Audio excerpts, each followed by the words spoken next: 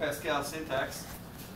We have a main unit, okay, and that main unit declares an integer x. So that x is a global variable. It's declared inside the main unit, and so theoretically, if nobody else redefines it, everybody should be able to see that x. Okay, is that clear? Okay, all right. So if you want me to draw a little diagram here, we can do that.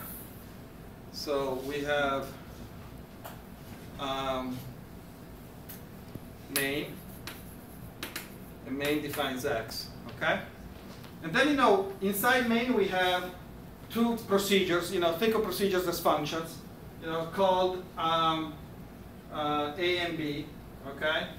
Now, A is nested inside a main, and also defines x again, okay? So now there are two variables that both have the same name x, okay? So, don't confuse the two. They're two different locations, but they happen to have the same name.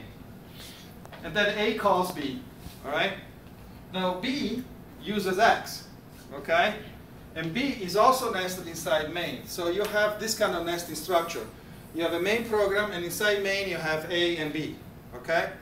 The same situation would occur if this was a class, and these were methods inside the class. If the class defined a field or variable, okay, called x, and then one of the functions or methods would also define an identifier called x. Yes? So B uses the initial x, the first x? Okay, that's where, I'm going to show you the difference. If you use static scope rules, okay, you have to look at, scope rules based on nesting of units within units. So this definition of x has effect between the definition of x all the way to the end of the main program, and therefore also theoretically over A and B, right? So when B uses x, and you're using static scope rules, the ones based on nesting, okay, B will mean, when B says x equal x plus 1, for instance, it will mean this x defined in main, okay? And you should understand that these rules are static. Okay, because the program structure doesn't change. Once you write the program, you compile it. That's the program structure, right? So you look at the program structure, you look at how units are nested inside each other, and you've got your scopes, all right? So you know that the scope of this x is main and B except for A, right? Because A provides an additional definition, okay? All right? Under dynamic scope rules, okay, a reference to a non-locally defined identifier like x. As far as B is concerned, B is using x, but B is not defining x or declaring it, right? So we say that x is a non-local identifier as far as B is concerned, okay? So B uses x but doesn't define it. If you're using dynamic scope rules, the place where the runtime system looks is in the context of the caller of that unit, okay? So who called B? A.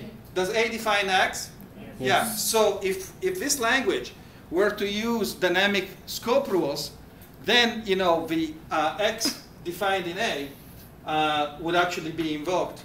It would actually be accessed and modified by this statement. Okay? And now, why do we call it dynamic? Why do you think we call this dynamic? Huh? How does it depend on the runtime? Is it possible that, at some point this x means this x defined here, and at some other time, it means a different x? Yeah. How? If there's some other function C which calls right. Okay, your colleague is right. Okay, suppose now that we have a third function C that also defines x and calls B. Okay, this time which x will be accessed? The one here or the new one in C? The new one in C. So you see that when you look at this statement, you actually don't know which location will be accessed, okay? Because it will depend on the dynamic behavior of a program. Who called who? All right? A called B, then it will be the x defined in A. C called B, then it will be the x defined in C. Okay? Is that clear to everybody? Okay. Any questions? All right. Again, let me remind you of the golden rule. There is no such thing as a stupid question. Okay? So don't be shy. All right? All right, so enough for scope rules. I should warn you that this is one of my favorite questions for the first quiz. Okay, all right? Okay, so make sure to read it in the book. Oh, by the way, the website for the course has been set up as of last night. Have you been able to access it? It should have all the information from last year. So the slides are slightly old, but in fact, I can't even show you my new slides because my computer will not be recognized by that projector. So, okay, all right. So download the slides, from the website. I periodically update them, so you should check them every so often. I usually post an announcement. And I should also warn you that there will be homework coming up next week. Okay, early next week, I'll post the homework. We'll probably be due in 1 week. So now let's talk a little bit about data types. Okay, I already asked for a definition of a data type from you, and you gave me a good one last time. Do you still remember what it is? Values. Yeah, exactly. A set of values. A data type is a set of values, right? Okay, so types can be associated with many things in programming languages. Two things that can be typed are either identifiers, that is to say names that appear in source code, or objects, that is to say things that exist at runtime, that have some memory space allocated to them. Okay, when we talk about the type of an identifier, we say that that's the kind of values that can be bound to that identifier. If an identifier is declared to be an integer, okay, we can only bind integer values to that identifier. That's the meaning of the word type of the identifier. The type of an object, on the other hand, is the type of values that can be stored with that object. Okay? So if an object represents an integer, you will only be able to represent integer values in that object. Okay? All right? Is that clear? Okay? Now, either way, the type will determine the kind of operations that you can apply to objects or to identifiers. So integer types will allow arithmetic operations, logarithmic, trigonometric, exponentiation, and so on, right? Okay. Strings will allow concatenation, change it to uppercase, lowercase, substring, and so on, right? Okay. So think of the type as essentially the values, and also think about the operations that come along with those values. Now, how do programming languages do data types? Kind of like they do scope rules, right? Okay, many languages have different kinds of scope rules, but they fall under those two categories of static scope rules and dynamic scope rules. And by the way, this was actually in the slide that I can't show you because I prepared it today. Do you know of any examples of languages that use static scope rules? Okay, the languages you used. What languages have you used so far? C, C++, Java. Do they look more like static scope or dynamic scope? Static. Static, right? So the overwhelming majority of programming languages actually use static scope rules, right? Does anybody know of a programming language that uses dynamic rules? Dynamic scope rules? I'll give you two. Lisp is one, and Perl is another. Okay? Perl is actually used more often than Lisp. Okay? So be careful when you use Perl. All right? Because the references to non-locally defined identifiers will be resolved dynamically in the context of a caller. Okay? All right? Now, for types, for data types, it's kind of the same scene. Okay? Practically no two languages have the same type system, but you can kind of broadly categorize them into two classes: static typing and dynamic typing. Okay? Static typing means that typing information is associated with identifiers. Okay? And that's the one that you're probably accustomed to, right? What do you think? C and C++ and Java, are they statically typed, in your opinion?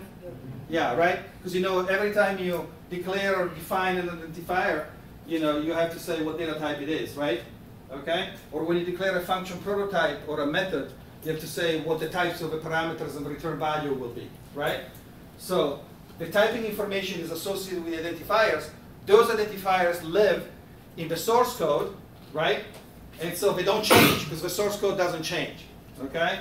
And so we call that type of typing system, static typing. Okay? All right? So, you can declare, a variable to be an integer. This is the Pascal syntax. And then if you try to assign a string to that identifier, the compiler will refuse to compile your code. It will flag an error. So, you said, I was going to be an integer, and now you're trying to, bind a string to I. So forget it. Okay? So typing information is associated with identifiers, not referents. All the values that can be bound to that identifier have to belong to the data type specified. Okay? What is an advantage of this scheme? An advantage is that the compiler can check and see if you might be doing something bad with the wrong values. Okay? So look over here. I have declared I and j to be integers and k to be a character. Okay? And now I'm adding I and j, and that's okay because the addition operation is well defined for integers. But then, I'm also trying to add I and k is a character, pretending that, this is not C, because, character is an integer type in C. I'm pretending that this is Pascal and not C, so this will be an illegal operation. You cannot add a character and an integer, and so the compiler can tell, because the compiler knows that k was declared to be a character and the I was declared to be an integer, and those two don't mix. Okay? So the compiler will flag an error and refuse to compile the code, and you'll have to fix it, and then you'll compile it. Okay? Is this good or bad? Do you like the idea that the compiler can do this for you? Yes. Why?